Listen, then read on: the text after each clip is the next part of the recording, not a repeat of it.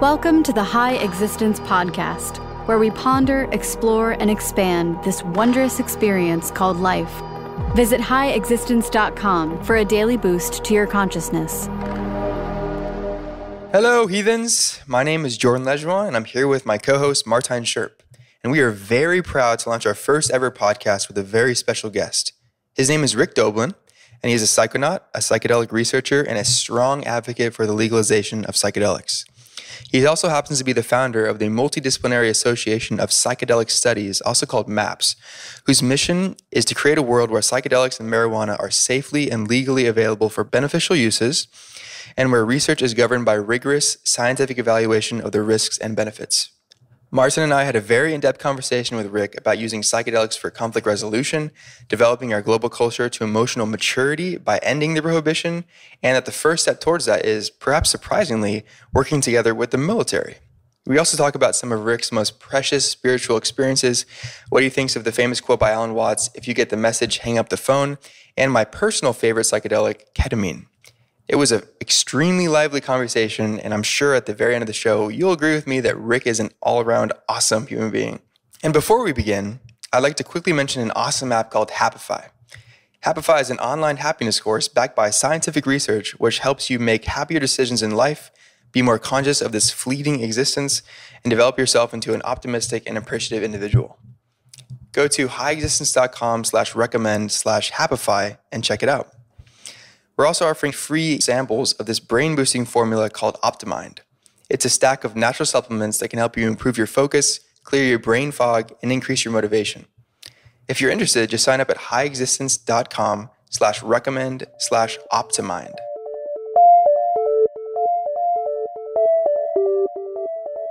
Oh, Rick, thank you for being on the podcast. Welcome. Thank you very much for having me. I'm really glad for the opportunity to speak to all the people that listen to your podcast. It's great to be on it. Thank you very much for inviting me. Yeah, thanks, Rick. To start, could you tell us a little bit about yourself and specifically why you wanted to become a psychedelic therapist? Yes. Actually, I gave a talk on Thursday night at the Harvard Faculty Club to a group of international conflict resolution mediators. There's a project at Harvard Law School called the Project on Negotiation by Roger Fisher, and these are his protégés.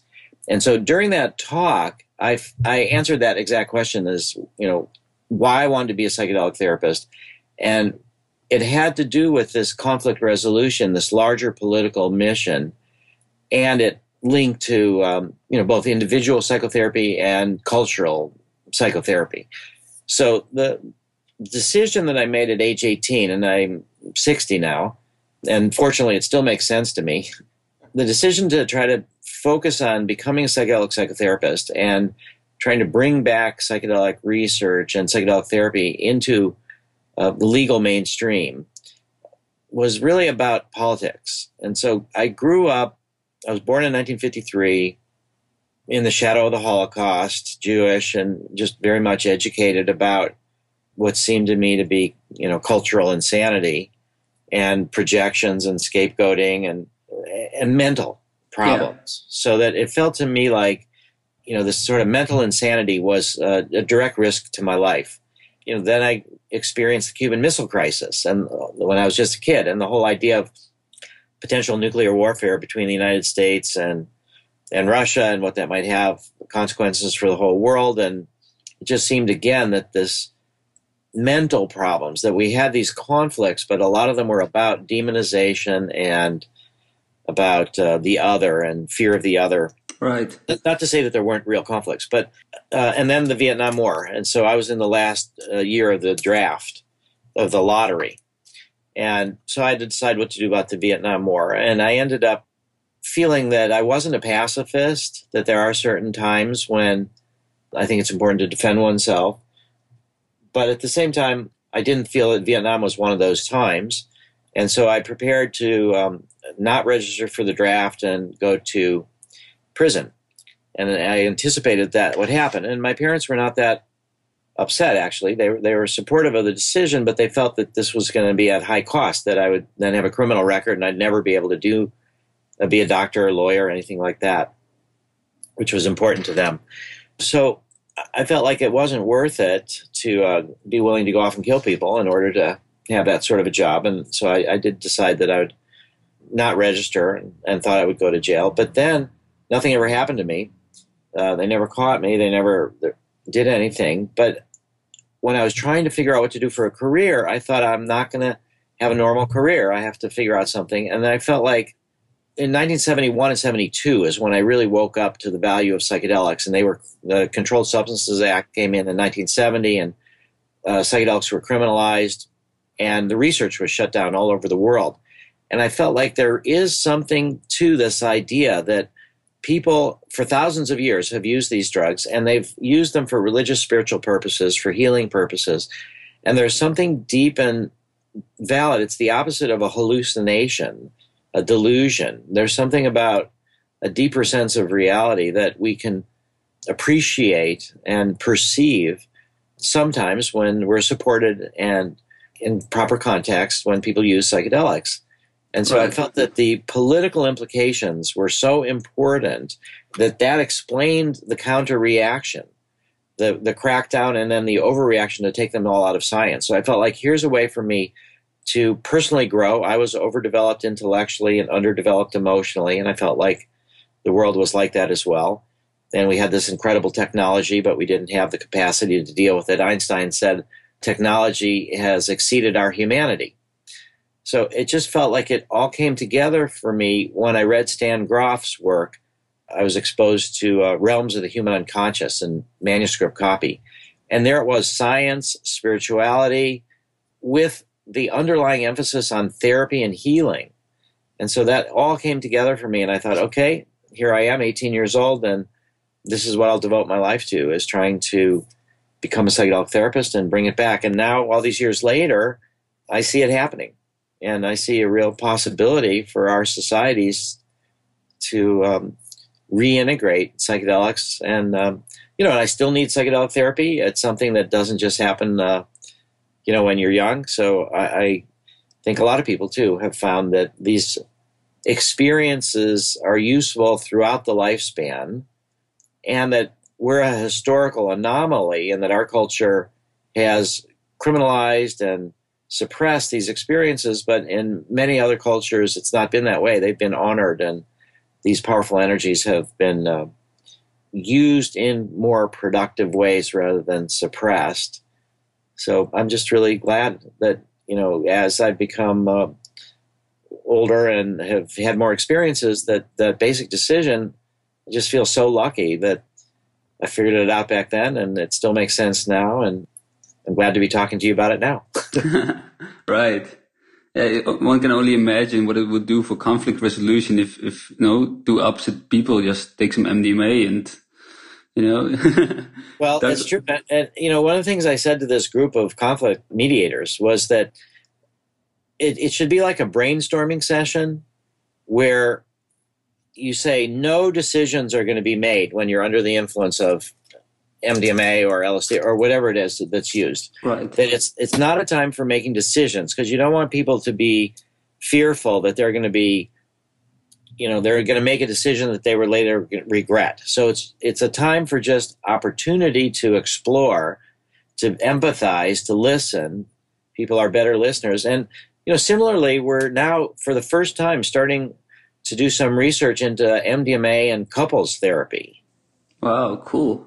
Yeah, I mean, it's been the case where couples therapy, it's not a disease. Having a difficult relationship, or even heading for divorce, or even trying to fall in love, that those are not diseases in the way that medicine has narrowly defined them. So we would have a hard time making MDMA into a medicine for couples therapy, but it came about through our work with the Veterans Administration, and they have a treatment approach where one of the couple is a veteran with PTSD, and yet they do this cognitive behavioral conjoint therapy, is what they call it, with both partners, the one that has PTSD and the one that's not. And so we're now going to be modifying that a little bit, and both members of the couple are going to receive MDMA.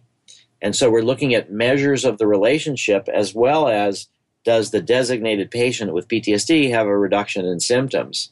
So I think when we talk about mediations, we should think about why do many people all over the world use MDMA. It's really good for lowering your defenses, your self-acceptance, being a better listener, more empathic. It's great for falling in love and relationships, and also really good for mediation and also creativity. A lot of people that are stuck with intellectual problems. One of our donors to MAPS, not much and a long time ago, but was Carrie Mullis, the Nobel Prize winner for the development in chemistry for developing the polymerase chain reaction, which is what we use all over in DNA analysis. And he gave me this fantastic quote. He said, "I think I might have been stupid in some respects if it weren't for my psychedelic experiences." Wow. This is from somebody that got a Nobel Prize in chemistry, that the foundation of the 21st century, all this DNA analysis. So I think there's all sorts of uses for mediation, creativity, couples therapy, and psychotherapy, and spiritual growth, and hopefully, these expansions that we're seeing are going to continue, and we'll avoid what happened in the 60s with the major backlash. Yeah, definitely. We really hope so. After 28 years of running the Multidisciplinary Association, MAPS, what things are just behind the horizon that you're really, really excited about? The most exciting for me, because I think that it really will lead towards this cultural integration that we've been talking about, is this work with the military, with the U.S. military, with soldiers with post-traumatic stress disorder. And we are developing 4 proof-of-concept studies. All right, so we're going to be blending MDMA with existing psychotherapies developed by the VA, the Veterans Administration. And so we have our model, our therapeutic model, that is a non-directive approach. It's 8 hours, a male-female co-therapist team. People spend the night in the treatment facility. And we do think that optimizes the growth that comes from MDMA. And yet, there are these existing psychotherapies, because they don't have MDMA as a catalyst, they have highly scripted therapeutic interchanges. Sometimes, 12 meetings, an hour a week for 12 weeks. And what happens and what you talk about is, for each hour session is very specifically described, the objectives for each session.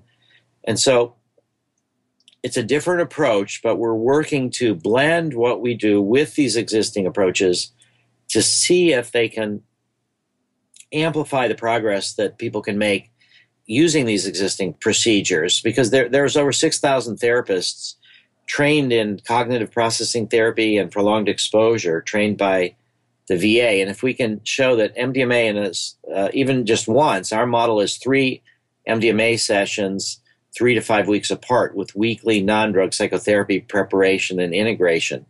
So maybe just one MDMA session will prime somebody to work more deeply with these existing psychotherapies, and then it can be rolled out throughout the military and eventually throughout the United States. So I think that's one thing that I'm really, really excited about. The other is this harm reduction efforts.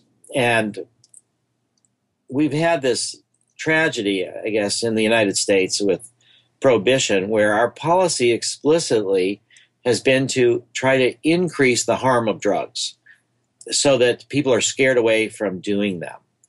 And the DEA, around 2000, they went to one of these operators in New Orleans, actually, of a club, and where people were going to do MDMA and party all night. And they ended up saying that if there was a chill-out room that was 15 degrees lower in temperature than another room, that was a sign that people knew that drugs were being used. And that would be cause to put the promoters and the club owners in jail and take their assets. Wow. So there's been a chill all over America, all over the world, actually, in terms of harm reduction. Drug testing. Most of MDMA is fake. It doesn't really even have MDMA in it. And a lot of what people get is MDMA. Hopefully it's not this bad in the Netherlands, but it is in the U.S., that, there's little reagents, chemicals that you drop on these pills. They turn certain colors. You kind of have a sense of what's in it.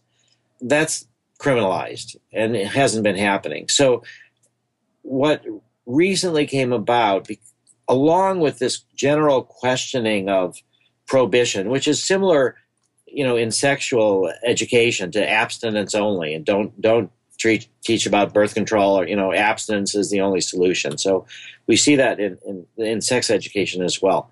So what's happening is this woman whose daughter tragically took MDMA at a rave, got overheated, wasn't adequately hydrated, the temperature was too hot, her daughter died. And this woman ended up feeling like it was the criminalization of harm reduction that really killed her daughter more than the drug itself.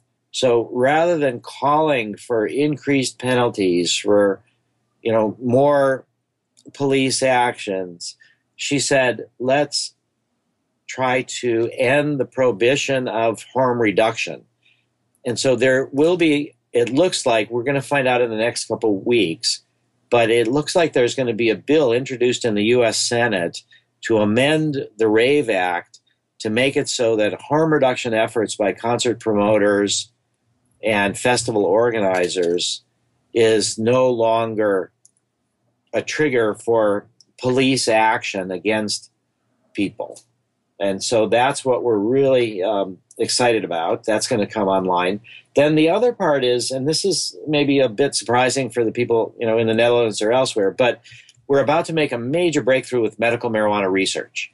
So right now in the Netherlands and in multiple countries, medical marijuana has been approved either on a federal level or on state levels, but it's been done without the research that is normally required to make a drug into a medicine. And as a consequence, insurance companies don't pay for the research. And so in the United States, there's a monopoly on the supply of marijuana that can be used in FDA-approved research. And that monopoly is held by the National Institute on Drug Abuse, NIDA, whose mission is to figure out what's bad with illegal drugs and try to study drug treatment programs. And so for NIDA to have the monopoly on the marijuana that can be used in FDA-approved research, even to look at the benefits of it, has been a massive obstruction of the research. We've had multiple studies approved by FDA that NIDA has refused to provide the marijuana to. So now that we have around 23 medical marijuana states and 2 legalization states, Colorado and Washington in the U.S., we've finally been able to get permission, and NIDA has agreed to supply us at cost marijuana for a study of marijuana with veterans with post-traumatic stress disorder. And it's a drug development study. And as far as we know, sadly, MAPS is the only organization in the world that's trying to make the marijuana plant into a regulatorily approved prescription medicine. There's a lot of companies, GW Pharmaceuticals in England, that are working to take marijuana extracts through the system, but they feel that marijuana plant is competition. It's going to be generic, really inexpensive.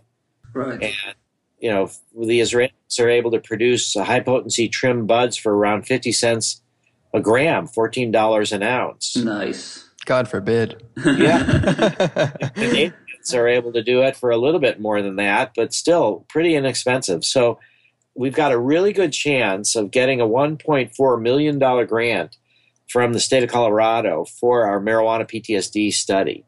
And so that's coming on fairly soon. And then the other part is that the NIDA monopoly is doomed because the Israelis, the Canadians, and Bedrocan, the Dutch company, as far as I know, hasn't decided to do this yet, but some of these other internationally approved medical marijuana production companies are moving towards medical grade marijuana, and they're going to try to get FDA to accept their product so that then we can import it and break the NIDA monopoly that way.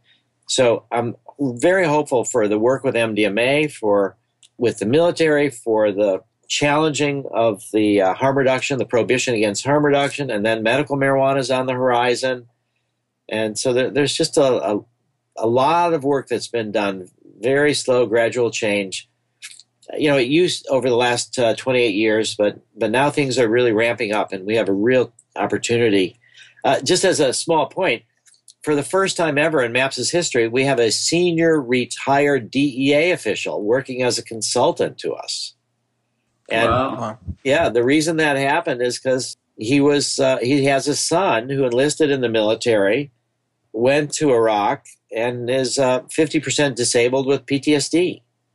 And so he's taken an interest in helping us try to start the marijuana PTSD research. So I think the culture is really changing. It used to be that those of us in America looked to the Netherlands and to Amsterdam and the coffee houses approach as the only real challenge to prohibition anywhere in the world. Right. It was just fantastic. We drew so much inspiration that here was a society that had a different approach. Society wasn't falling apart. I know it's been under attack a lot, and that there's been challenges trying to, keep the coffeehouse system going. Yeah. But now, at least, it's so good that the flame that was kept alive in the Netherlands, now it's being kindled in countries all over the world, and so I'm really hopeful that we're going to, probably in my own lifetime, see a post-prohibition world. That's amazing. Yeah, that's all so exciting to hear. I live here in Portland, Oregon, and we're voting on legalization in 2 months from now, and it's almost surreal. Just having lived in this world where drugs are bad, I keep pinching myself that all these changes are happening. Yeah, and I'm really thankful for your work. Yeah, it's also clear though that even though I might see the end of the prohibition in my lifetime, that integrating it into society, really taking the advantage, the opportunities that people can have with the experiences produced by these drugs, that it's a multi-generational process. And so that's why I'm really glad to be talking to you on your podcast too, because it's really got to be educating the next generations to see the value of this, and then also realize that you can win freedom in a certain generation, but there's always the potential for backlash, so that it's up to every generation to sort of expand the frontiers of freedom and act responsibly and acknowledge that there are risks. It's not like ending prohibition is going to end drug problems. There'll still be a lot of drug problems. We just need to find different ways to address them, and I think we can. And I think with the movement towards legalization in Oregon, even if it doesn't win this particular election cycle, just the fact that people are struggling for it is a victory. And it looks like there's a very good chance it will win in Alaska. There's medical marijuana in Florida. But a lot of times, actually, the politics are better in the presidential election years. So in 2016, we're going to see marijuana legalization on the ballot in Massachusetts, in California, in Maine, and elsewhere. So I think we'll make a lot of progress in 2016. We'll make even more progress in 2020. And then maybe by 2024, we might actually see legalization federally throughout the United States. And by that, I mean probably the same way that prohibition ended, where federal government just says it's up to the states. And if states want to make it legal, they can. So good luck. How are you thinking, actually, about the chances in Oregon for the initiative? I only moved here 3 weeks ago, so I still haven't been able to get a really great handle on people's thoughts about it. But the prevalence of it here is stronger than I've seen anywhere. I even saw a story in the newspaper here that was talking about if you really wanted to buy weed and you didn't want to drive up to Washington from here, which is like 20-minute drive, then there was like this box on the specific street corner that works on the honor policy, where someone puts in a bunch of weed and then you just go there and leave cash in it. And apparently the police don't mess with it. That's fantastic. That sounds like my dorm room back in college. Yeah, and it's already decriminalized here, so yeah, I think it's got a good chance. Okay, well, I guess I've heard that there's a little bit of challenge raising the money that's necessary to buy the TV ads and really win. But is there any opposition? Have you encountered any organized groups that are actively opposing the initiative in Oregon? Not that I've seen. Not on the streets, not in the newspapers. No. Okay. Well, that's good. That's good. Yeah, you got to wonder why. Where are all these people and that have been opposing it for so long? And I think some of them realize it's a lost cause. And again, this link between psychedelics and marijuana and political change, it used to be much stronger. now it's about parents worried about their kids. Maybe a lot of the funders, the conservative funders are just realizing they're losing on gay marriage. A lot of these kind of lifestyle issues are no longer reliable ways to get out a majority of people. And we know that the majority of people are in favor of marijuana legalization, and vast majority in favor of medical marijuana. So that's a good thing. I mean, there was a $2 million donation made in the state of Florida to oppose medical marijuana by a fellow, Sheldon Adelson, who's a mega billionaire from gambling money. And he's, supported a lot of right-wing Republican causes. And so that's the biggest organized opposition this year so far of which we're aware. $2 million spent to try to prevent medical marijuana from passing in Florida. Mm-hmm. Yeah, so it's hopeful. The situation is really pretty hopeful. Cool. Well, on a little more fun note, we've heard stories of you doing 20-hour LSD trips and flotation tanks and combining iboga and LSD in therapy sessions. Do you have any more interesting transformational experiences that you can share? That is a little bit more fun. And both of those are true. It was actually 17 hours in the flotation tank or so. I did combine LSD and ibogaine. It was LSD first, and then after. Well, actually, I took them both at the same time, but it was the iboga root, and so it takes like 4 hours or so to really fully come on. So, as far as other stories, I guess there's one that I'd like to share that had to do with MDMA, and this was. Well, I'll share two stories. One was the most spiritual experience of my life. The other was the most psychic experience of my life. So this is now about the year before I started MAPS. I was at a conference. I had started Earth Metabolic Design Lab. That was the nonprofit that we're using to sue the DEA. And I was at a party, a bunch of us in New York City. We're doing MDMA and we're talking. It was a period of my life when I had no girlfriend. I felt, lonely and alone. And so at this party, I started thinking about different women that I'd had relationships with.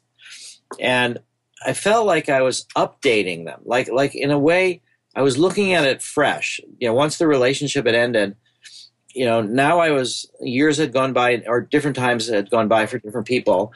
And I was sort of updating this relationship, and it felt like it was alive and growing, even though it was just one-sided from my point of view. But it was just very interesting reflections. It was about 2, 3 in the morning. And in the middle of this, I was going through different major relationships in my life. I had this feeling that there was a woman's body inside my body. It was somehow different. It wasn't like, my feminine self, or it wasn't any of these particular people that I was thinking about, but it felt like this other sort of inside me. And it was just an unusual feeling. It was right around 3 in the morning. And it lasted for a few minutes, 5 minutes or so, and then it went away. And then I kept thinking about, other women, and eventually went to bed. I went back to the hotel room. And when I got to the hotel room, around 4 or 5 in the morning, there was this message, call this person Chris. And well, first off, only a few people knew I was even there at the hotel. And somebody called me in the middle of the night. And Chris, is that a man? Is that a woman? Who is this? There was no last name.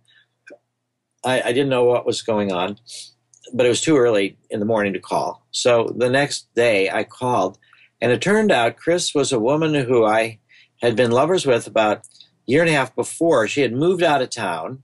We hadn't been that close. We hadn't kept in touch.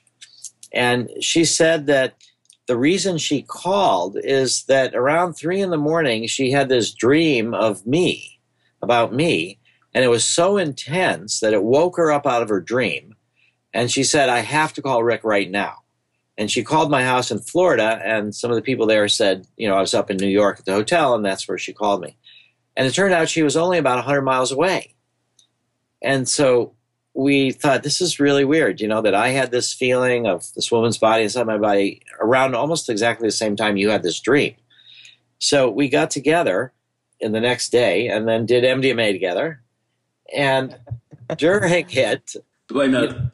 why not? Exactly right. And during it, near the very beginning, she just started feeling really nervous and then threw up. And then all these feelings started coming up, and she explained that she was having a crisis and that she was acknowledging that she was getting addicted to opiates, and also that she was falling in love with her boyfriend's best friend. Wow.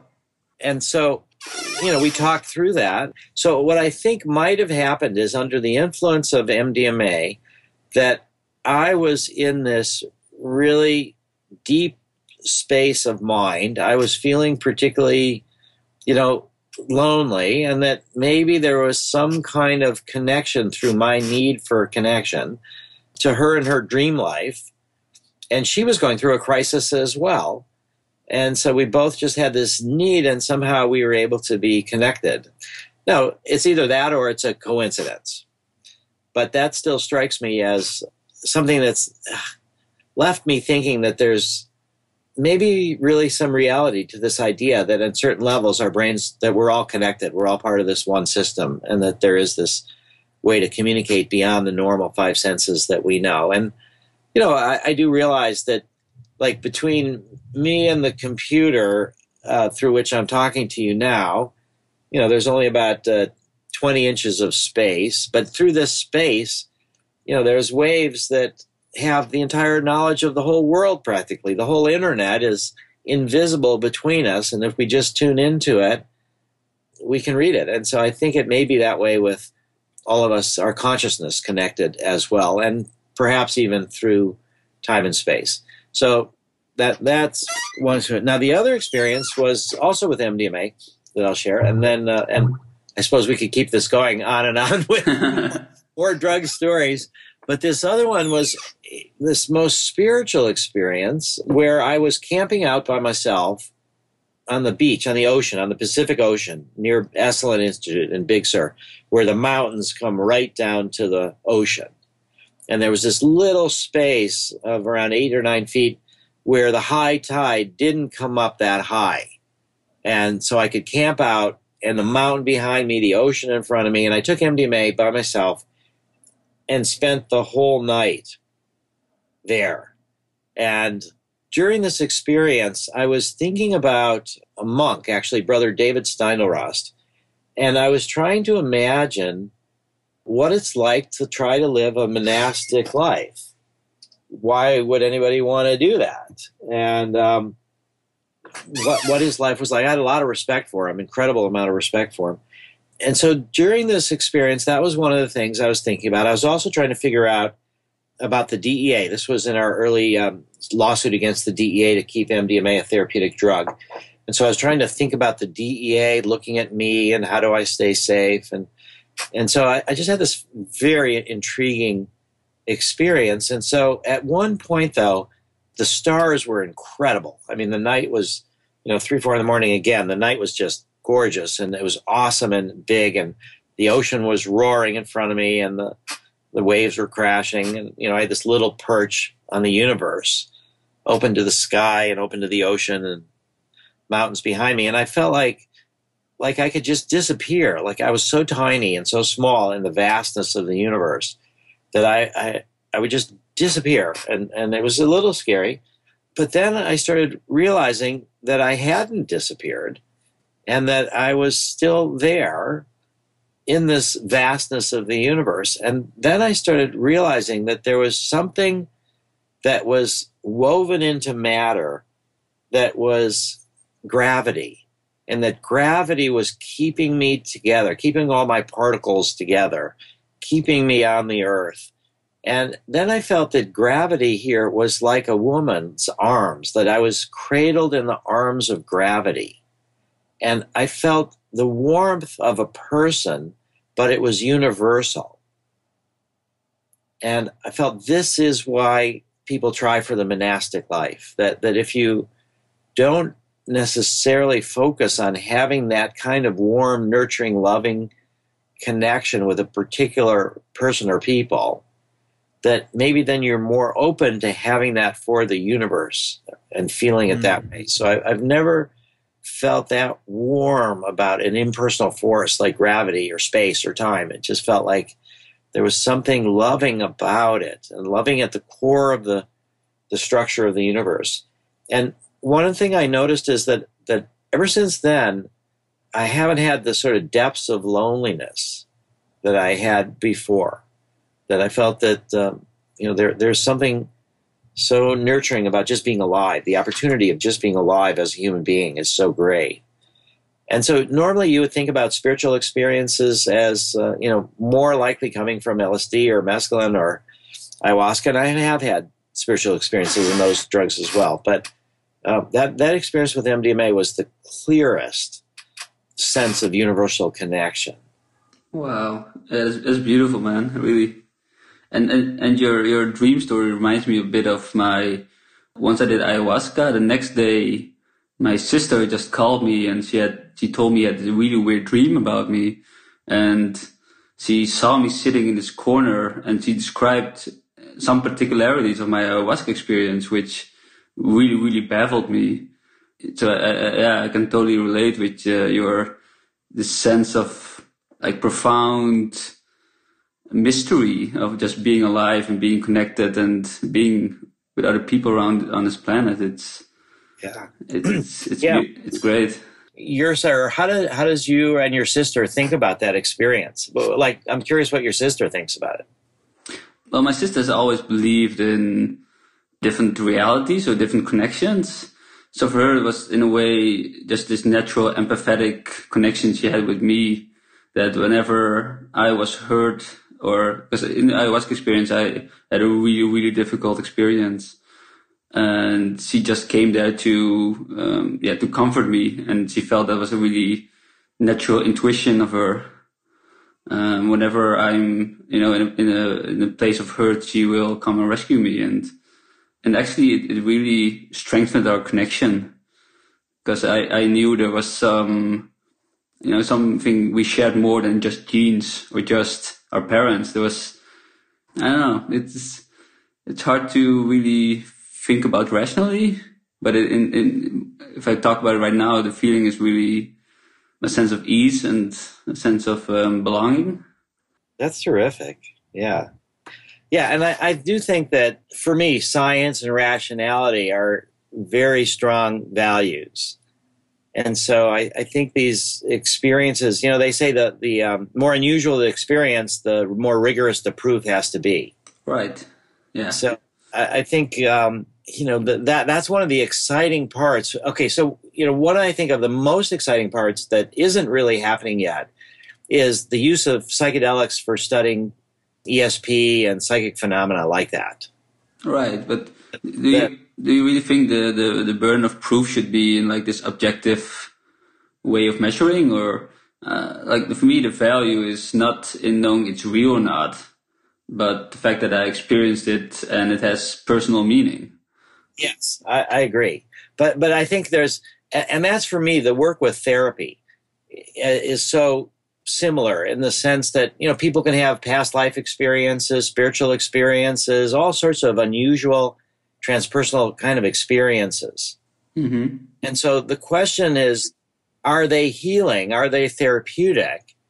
And that's more important than, was this really your past life or a past life or right. like that. So that's where I feel like, my priority really is on the healing.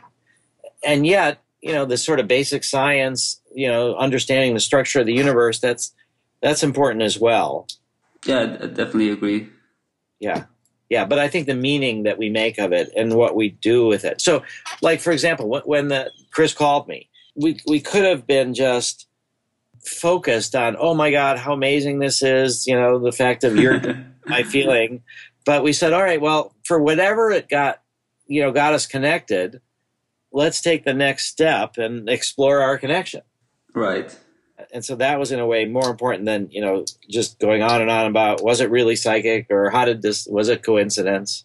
Yeah, I definitely agree. And it reminds me of that. I read you decided to become a construction worker to get more grounded, to be really integrate your psychedelic insights. And what do we do with those really intense experience or these, reality shattering moments. Look, we often read that the real work starts after the trip. So, yeah, well, in a therapy setting, that's so true, because what we're talking about is what do you bring back from it and how does that change your life, so that you could have extreme, remarkable experiences that are, sort of classic mystical experiences, or, but does it really change your life? It's what you bring back, and it's the integration process.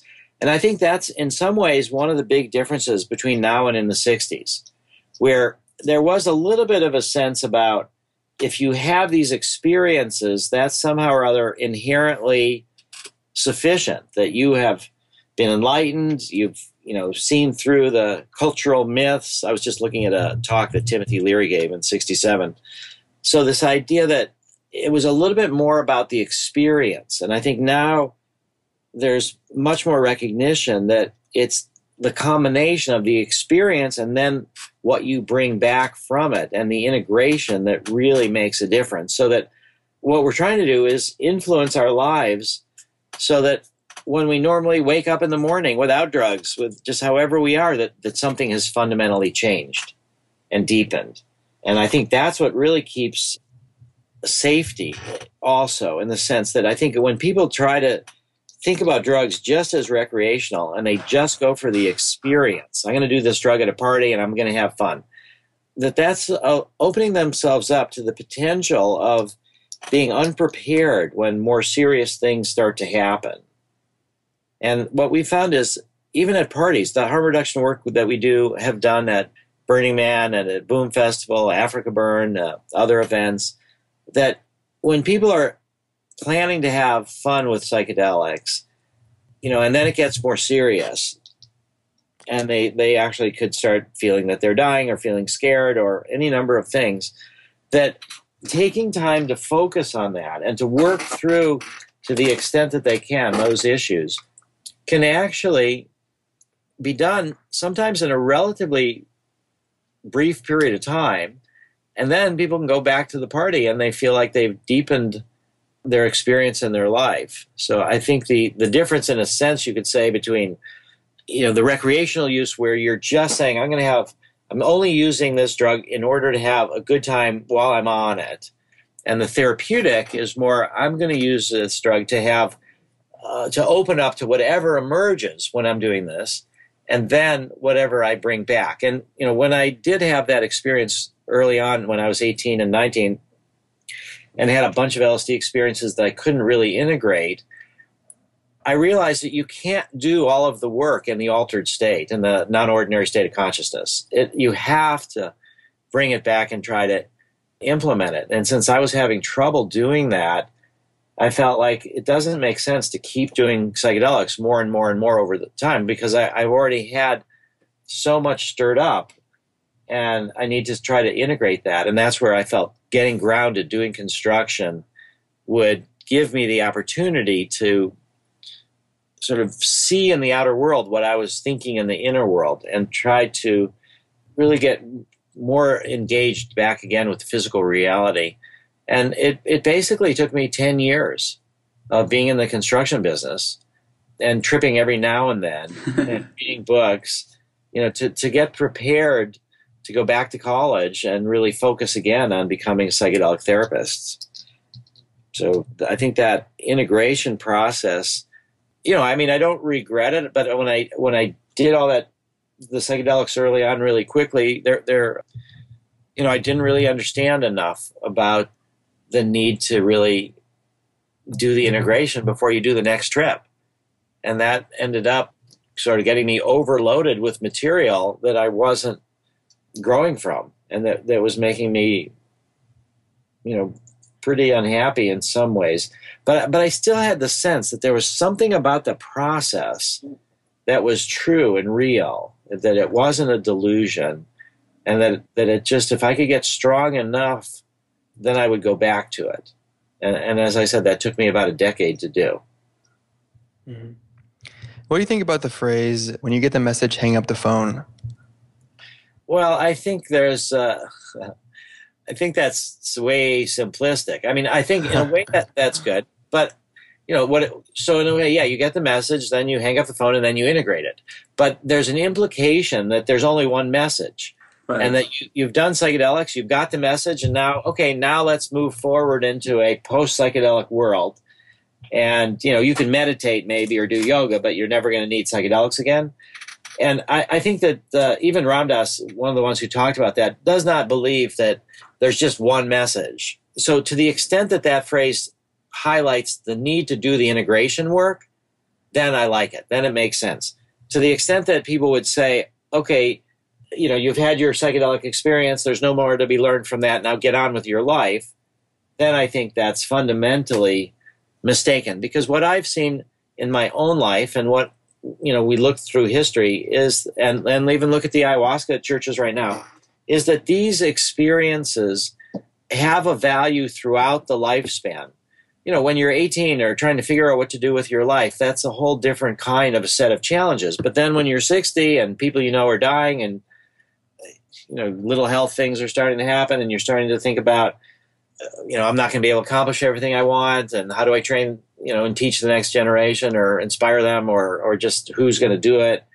It's a different set of challenges. When I was in the middle of, the 30s and 40s, when I took MDMA again, my wife and I did MDMA before we decided to have a child. I mean, we knew we wanted to have kids, but it was the kind of thing where the best image for me is like when you're about to go swimming or something and the water is a little bit cold. And, you can spend 20 minutes like hovering on the edge before you dive in. And if you dive in within like 10 seconds, you're warm again. But you spend all these 20 minutes, not doing it. And so I felt like that's what it was like for me to, think about kids. I was like never quite ready. But then the MDMA kind of replaced the fear with excitement. So there was still fear, but excitement and anticipation was greater. And so I think there's messages and issues that we're working on that change throughout the lifespan. But I think if somebody feels like they've gotten all that they can get from psychedelics and that they don't need to do it anymore, that's their individual choice, and that may be the right choice for them. But I think the generic idea, you've got the message, hang up the phone, being the implication that, we should all live these post-drug lives, where we don't really need drugs, it's ridiculous. Our brains are drug factories. So I think there's a good message, about integration, but it can be taken to an extreme that doesn't make sense to me. Well, this is a question I love to ask people who've done a lot of psychedelics. Ketamine is one of my personal favorites, and it's like a drug that doesn't get a lot of love. It's known as the horse tranquilizer. You hear a bunch of horror stories about people who take it and don't really understand it, going into K-holes and everything.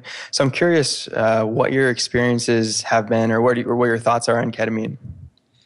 Well, when I was, again, 18, and I was just experimenting with LSD, and I mentioned, I came across Stan Grof and Realms of the Human Unconscious, and that helped me. I also was reading John Lilly, and he wrote a book, Programming and Metaprogramming in the Human Biocomputer. And John was the one who invented the flotation tank, and the book was about his work with LSD inside the flotation tank, trying to understand the brain as a computer. So these were my two sort of shining lights, my two heroes, my two mentors, Stan Grof and John Lilly. And, I'm still working with Stan. In fact, we're working on the possibility of organizing a breathwork seminar in Jerusalem in December as a way to try to help people deal with the trauma of war. And John Lilly, I see, he's no longer alive, but I think that he really squandered his potential. And in part, that was because of his relationship with ketamine. So he used ketamine. I think he was an impatient man. He was a brilliant man, way ahead of his time. But I think that when the crackdown came and everything was shut down, that Stan developed holotropic breathwork, hyperventilation. He found a way to go forward. And given the sort of fears of the society. Whereas John Lilly used ketamine and cocaine and, used ketamine as a kind of an escape. So he felt like he talked about Earth Coincidence Control Office, and that he was, at these high elevated states, ketamine takes you beyond your sense of self in certain ways. So I think I've had very important therapeutic experiences under the influence of ketamine. But I feel that there's a danger to it in that it's a reliable escape from our normal consciousness, and it has either the reality or sometimes the illusion of being at an elevated, more spiritual state. So of all the psychedelic drugs, ketamine is the most addictive. There's not just John Lilly, but there's others that have sort of fallen into overuse of ketamine. On the other hand, there's an incredible amount of new research about the role of ketamine in refractory depression and how one experience with ketamine can take suicidal people and change them around. Now, that's only lasts around a week or two or different amounts of time. It's temporary. But it teaches us something incredible about the fine balance that our moods are on, the biochemistry of our brain, and that ketamine can take suicidal depression and really banish it for a week or more sometimes. So I think there's an enormous amount that can be learned from studying ketamine, trying to figure out what it does for depression, how to make that permanent. And I think there is also a lot to be learned from the actual content of ketamine experiences. So for me, there was this sequence, a 2-day sequence, and this was again with a group of therapists. This was with Ralph Metzner and Terence McKenna and others. I did DMT, and so during the DMT experience, I had this sense that you're rocketed into this other dimensions, and then I just started thinking about how in my interior life, deep in my interior life, I was using the English language, and I didn't come up with any of these words that people throughout, the whole, centuries had been developing the vocabularies, and that things that I thought were my own personal, deep inside me, were actually shared. Other people had created them first, and then I started feeling this enormous sweep of billions of years of history that led to the moment that I was in, and how I was part of this. It's not like you're born and you die in your little, short period of time, but our energy, our body, our materials in our body, all of this has been here for billions of years. And I felt part of this enormous sweep of history, and it was, blissful and wonderful. And then I realized, I'm just appropriating all the positive parts of history. If everything is inside me, it's not just the good, that there's a Hitler inside me. And that was just this terrible kind of recognition, and it just dropped me down like a stone falling through water to the bottom, and it was shook me up for a whole day, of just recognizing that I have these desires to control and dominate. I don't act them out in the same way, but that there is all of this within us. You can't just appropriate the good. The next day, we were experimenting with ketamine, and so during the experience of ketamine, the same theme came, that I was watching Hitler give a speech to hundreds of thousands of people, and I was hovering above and behind him. So I had this sense of safety that, he couldn't see me, but I was at this, like a Nuremberg rally or something. And it was just terrifying to see the hate coming out of him, and then to understand and to see the Heil Hitler salute, the way that he would put his arm up, like Heil Hitler, and then everybody would do it back to him. And it felt like this volleyball game almost, where concentrated energy, where the one pushes it out to the many push it back to the one, and then it goes back and forth in this sequence of building this energy together. And I started panicking, but also thinking, I really need to understand this to try to figure out, how do we build a safer world so people aren't so vulnerable, that the sense of unity and connection we're talking about spiritually, that people need that. They hunger for that. And, you can get that in these more narrow ways where it's still us and them, but you're part of this big us, and then you hate the others, and so that there was people got a lot out of being, Nazis, the sense of connection to all this group and this.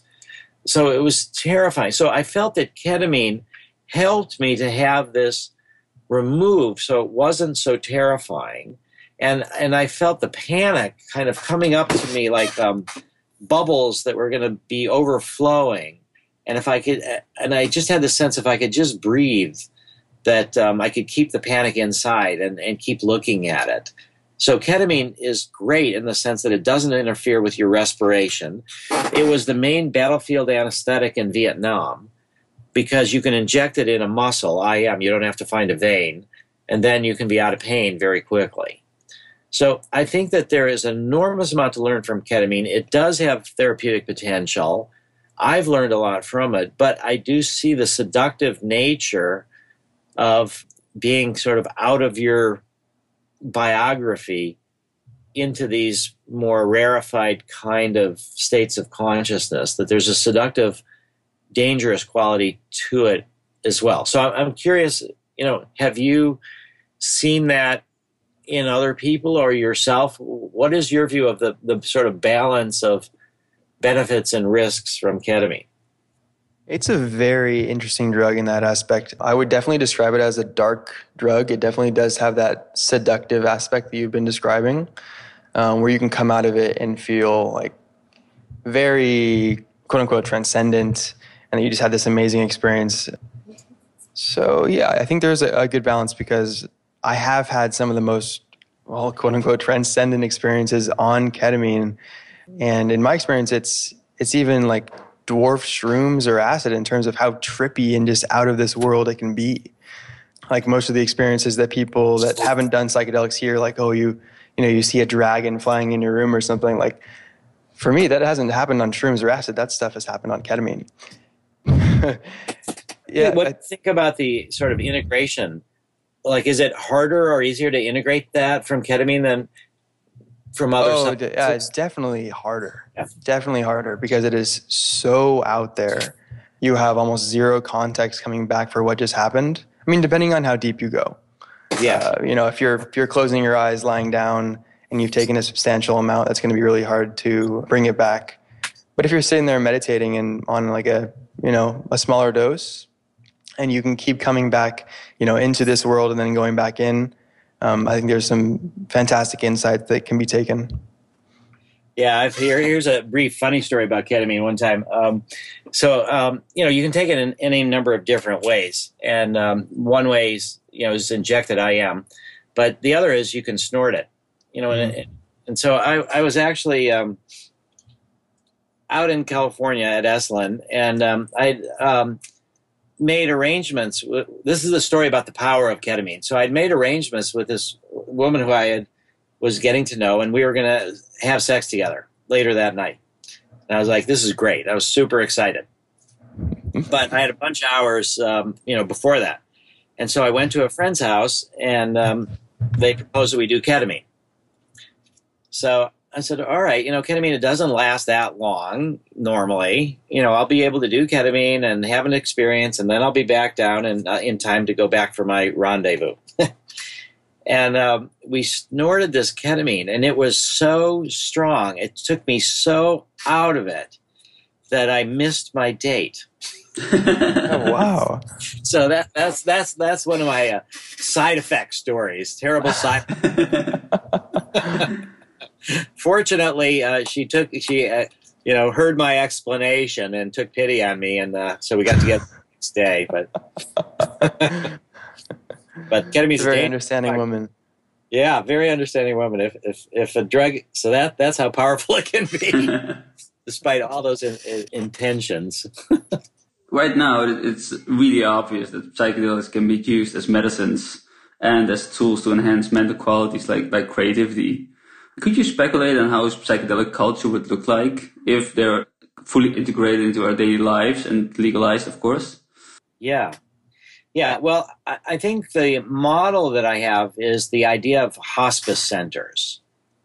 So hospice centers are places where people who are dying, instead of going to the hospitals where they get, all sorts of life-saving interventions that really just prolong their life a short period of time or sometimes really degrade the quality of life, that they go to a hospice center and you can sort of focus on palliative care and you have more of a peaceful death. In 1974 was the first hospice center. In 2004, 30 years later, there was over 3,500 in most cities in America of a certain size. So I think that when psychedelics are fully integrated as medicines into our society, we will have special centers where people go that are designed to facilitate psychotherapy. And I think there'll be an evolution of people going there for medical purposes, then eventually people's family members, and we're already seeing that. I mentioned in our couples therapy study that where both members of the couple are going to get MDMA, even though only one of them has PTSD.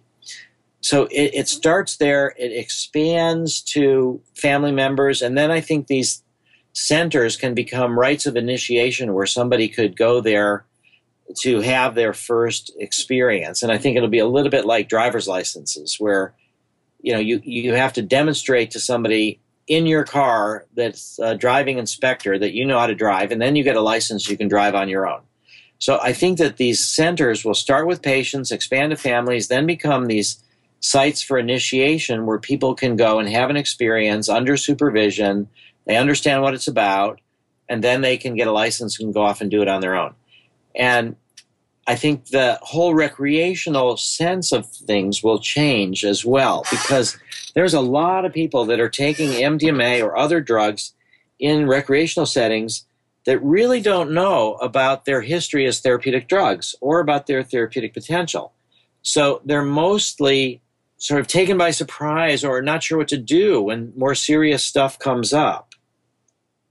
And they then can try to suppress things. And that ends up making it worse. So I think that once the knowledge that these drugs have therapeutic potential is more widespread, I think that's going to have a powerful effect on even recreational settings, where people will take the time out when difficult things come up to actually focus on that and then work through things. So I think we're going to have a lot safer recreational settings. There'll be more support for the harm reduction work so that festivals will have, areas for people to go if they're having a difficult trip, staff there to work with them, not just to, quote, bring them down, but also to help them work through things. And that we will end up, well, here's what I'll say is, LSD is, one of sort of the quintessential symbol of the 60s, the symbol of psychedelics, LSD. Right. And we were able finally to start a study into the therapeutic use of LSD. It was in Switzerland. And it was LSD for people who had life-threatening illnesses and experiencing anxiety because of that. And what we're most proud of is that study was only in 12 subjects, but 11 of the 12 had never done LSD before. So I think what we'll see once psychedelics are therapeutic drugs, that they are going to be used by the full range of people in our society, even people that you would never anticipate doing a psychedelic drug. I think the medicalization of psychedelics, once it reaches that point, will be extremely widespread. And I think there's another part, too, about the medicalization, which is that if we look at what's going on in America as far as legalization of marijuana, that there's been polling data that's been shown, there's charts that show the view of marijuana legalization, the percentage of people that are in favor of marijuana legalization from 1970 till just a year and a half ago. And the attitudes really start to change around 1996. And just 2 years ago, or 3 years ago, for the first time ever, more than 50% of the American population said marijuana should be legal. So what we see is that once people fully understand the medical use of marijuana, their attitudes change towards marijuana criminalization in favor of ending prohibition. And I think that we're going to see the same with psychedelics, that the medicalization of psychedelics will change people's attitudes and will make them rethink the whole system of prohibition. And I think we will end up with a post-prohibition world, and we will end up with people able to use psychedelics for creativity, for business, for conflict negotiations, for couples therapy, for personal growth, and also will more highly value recreational use too, as celebratory, as enlivening. And so I think the medicalization is the open door, and that's where we're trying to go through. But I think it will lead to a larger culture where hopefully psychedelics really are just one of many options that people have for experiences, but that enough people will use them, will feel this deep connection that we have with life, with others, that it will really contribute in a major way, I think, to a more peaceful world and to helping multiple generations really deal with the rate of change, the accelerating rate of change, the way cultures are bumping up against each other. I think the medicalization of psychedelics and eventually the widespread use, that we'll see that it's more, the way I like to put it is, it's like scouts. Every culture needs people looking to the future, going out ahead and scouting it around and then coming back and telling people what it's like. So rather than seeing psychedelics as symbols of cultural rebellion or tools of the counterculture or, things that can never be integrated into a static society, I think that we will find a way to integrate psychedelics into our society in such a way so that people can use them, can be scouting out their new interior opportunities or healing opportunities or creativity and, problem solving in those ways as well.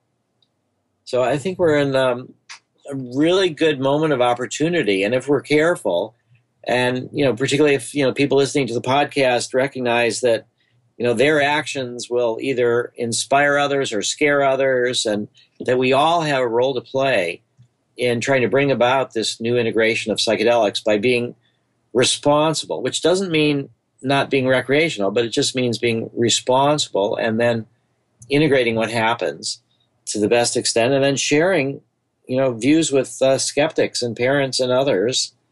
I really think the doorway through is the medical use. Mm-hmm. And for someone that hasn't done any psychedelics before but is very interested, do you have any recommendations in terms of first substances to try, doses, or anything like that? Well, first thing would be to say is that it would be really good, if you're curious about psychedelics, to start paying a lot of attention to your dreams. So that every night, we dream. And, we don't always remember the dreams, but we do have these dreams.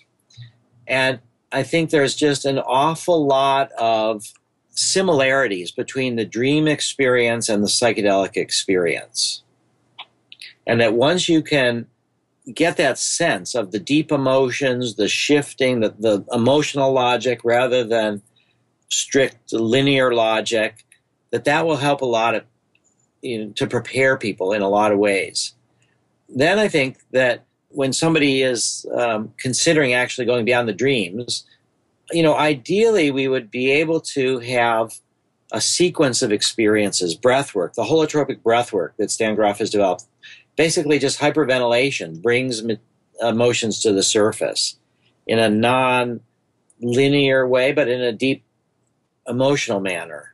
And I think that's helpful. And then I think, MDMA is more gentle than the other classic psychedelics. And so it may make sense to begin with MDMA and then moving to the more classic psychedelics like LSD or Psilocybin or ayahuasca or mescaline, peyote, that I think we could have a graduated series of experiences that people have, and that I would say take your time.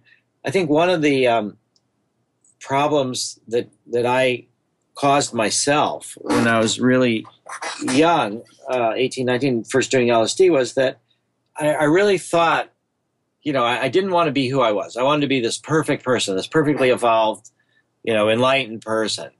And it really is something that people have to have patience, even though these drugs are so dramatic.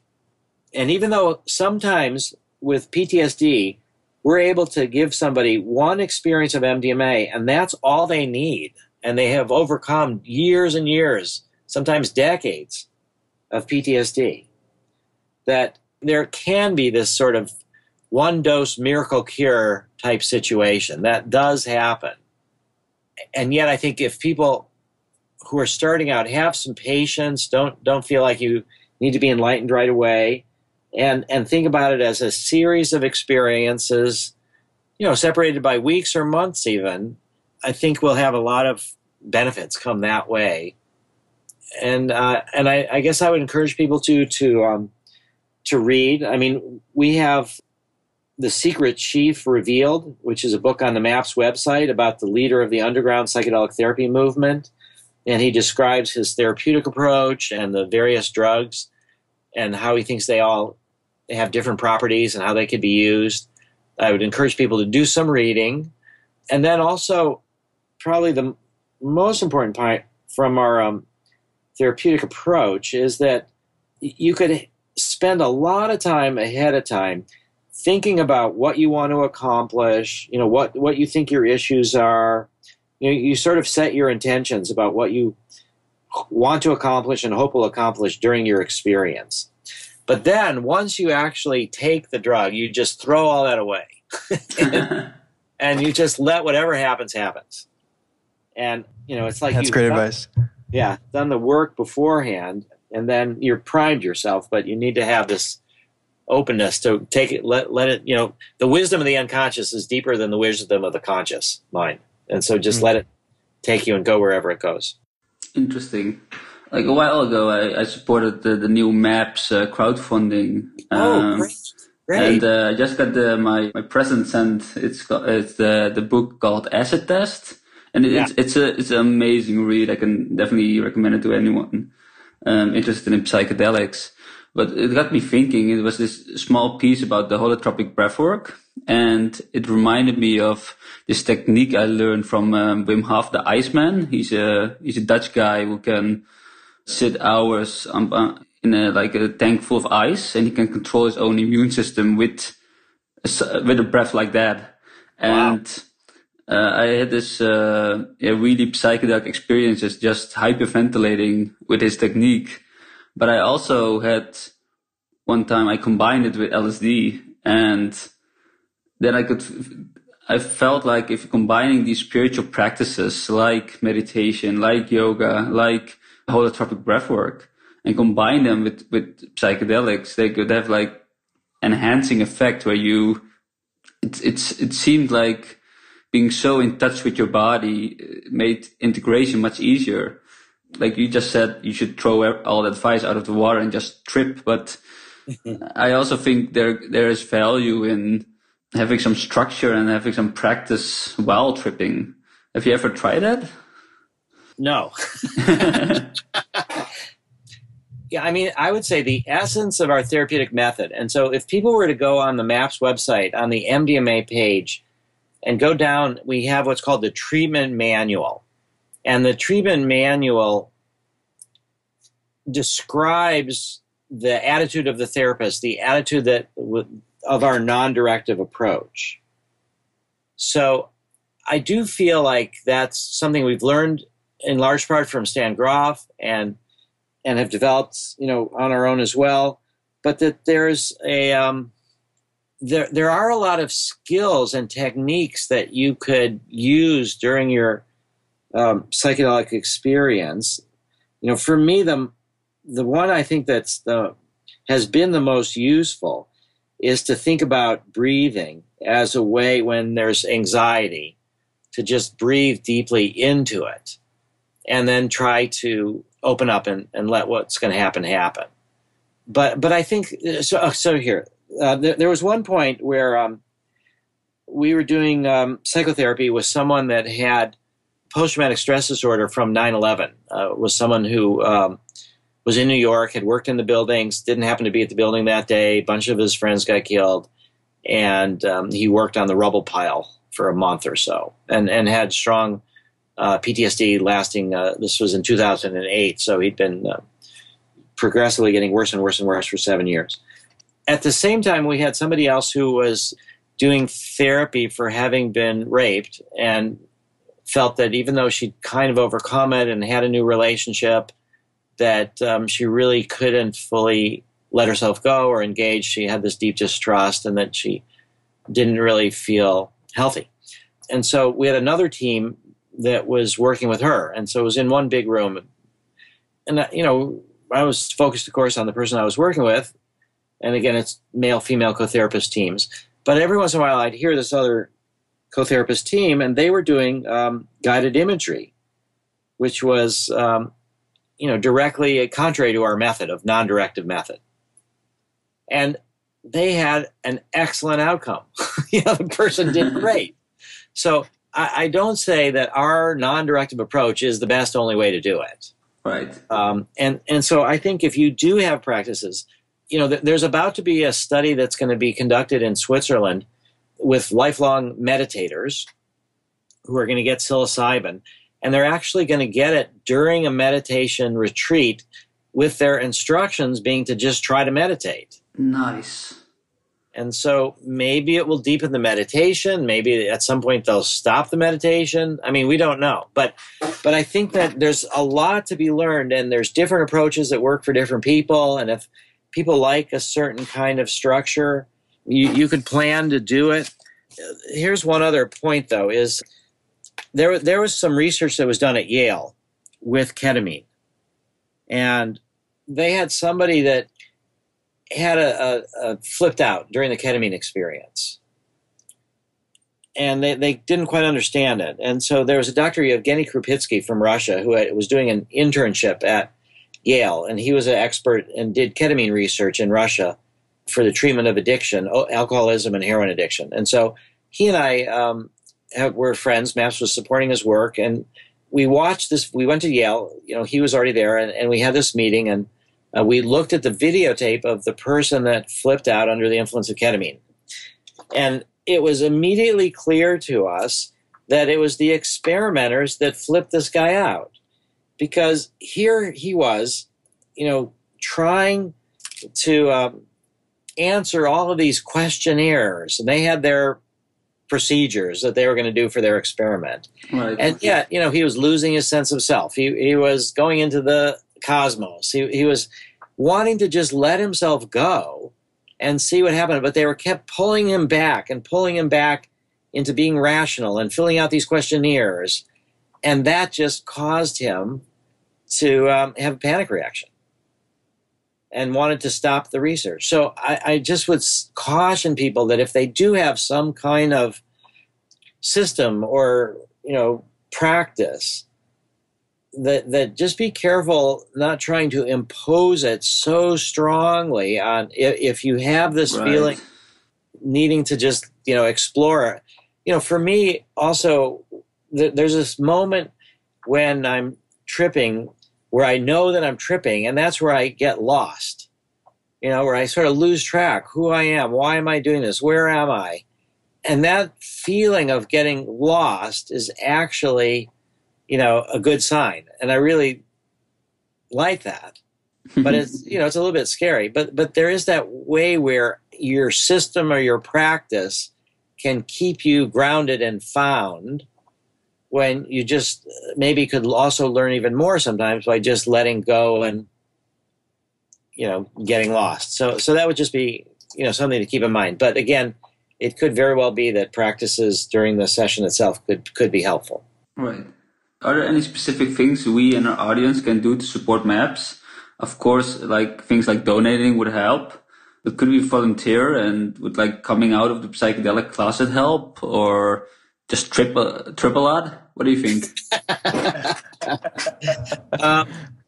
Well, I think first off, one way to help is to find the people in your life. If you've found psychedelics to be valuable to you, find the people in your life who are most frightened by that, most intimidated, and try to speak with them and explain to them why. So search out the people in your world who have different views and try to engage them in a discussion.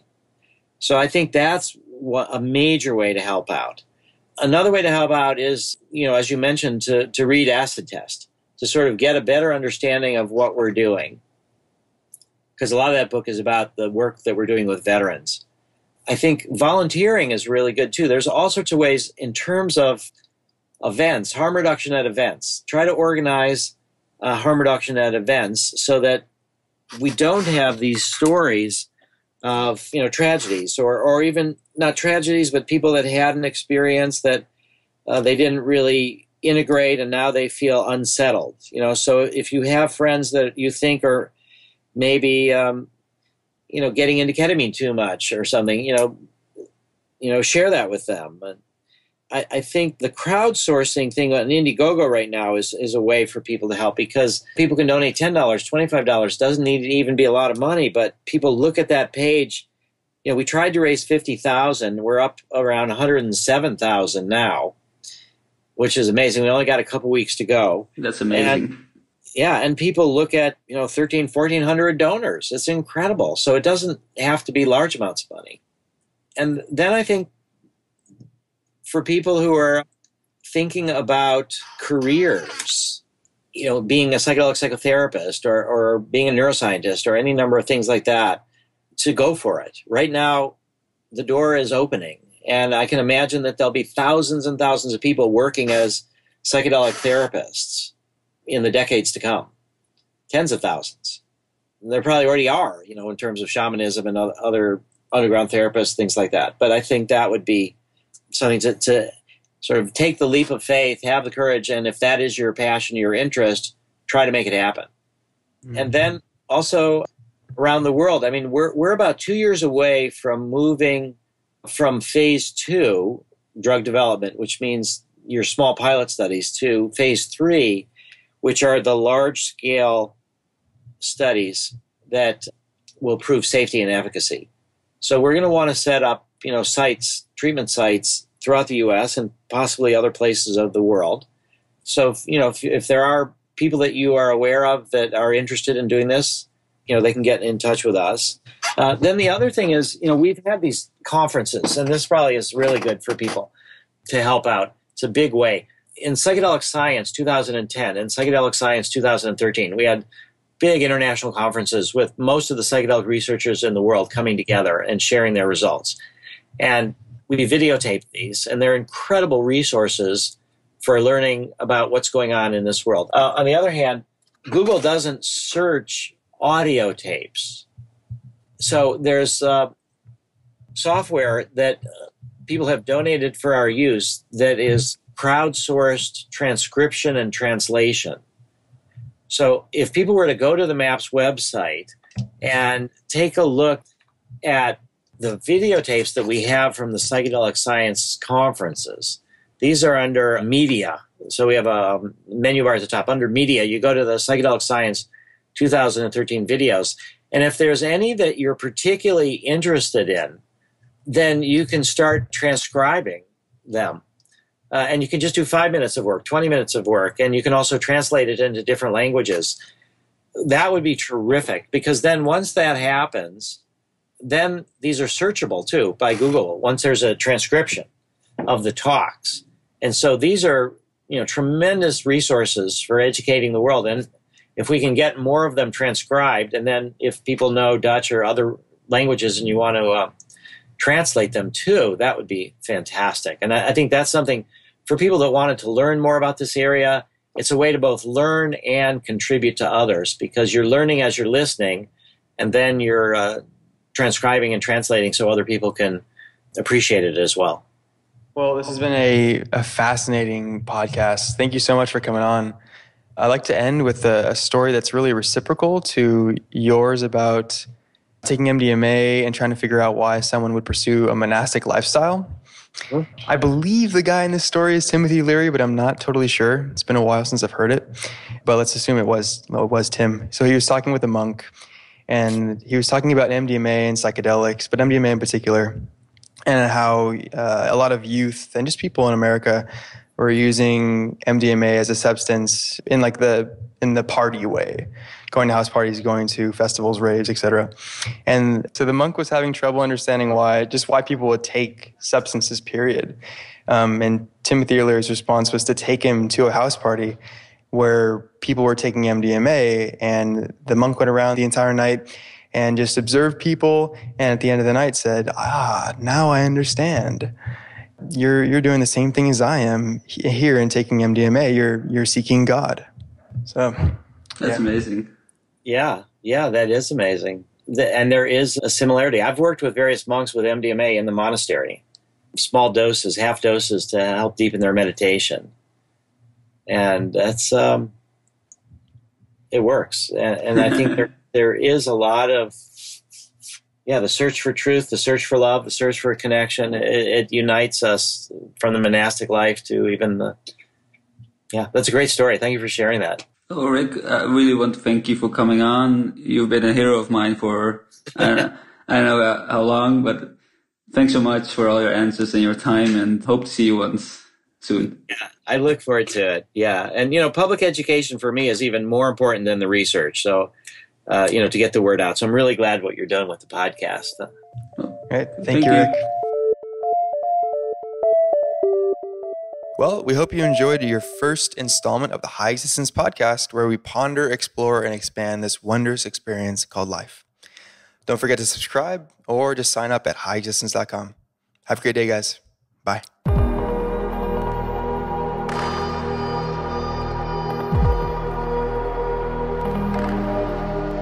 LSD, marijuana, peyote, and similar chemicals which expand consciousness are sacraments. A sacrament is a visible object which is a key to the inner divinity, something which helps you find God. For those of us in this country who use these sacraments in our worship, they play the same part in our religion as the aids to worship in other religions. We feel that we are entitled by the Constitution of the United States to pursue God in our own manner, and we are working through the courts to assure that we can do this.